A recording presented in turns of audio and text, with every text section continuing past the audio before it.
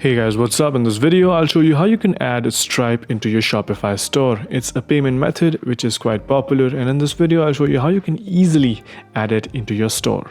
Now, to do this, quickly log in into your Shopify account, click on settings on the bottom left corner. Once you do that, you can scroll down and select payments.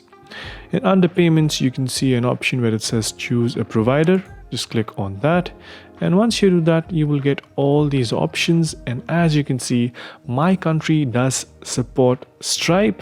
If it isn't visible for you, just quickly search for Stripe and it should be visible, and just click on Stripe if you want to add it into your Shopify account as a payments method.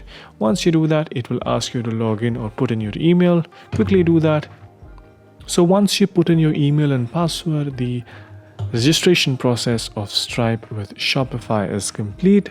Now you can easily use all the payment methods that Stripe has to offer just by making sure that you have your number associated with that account.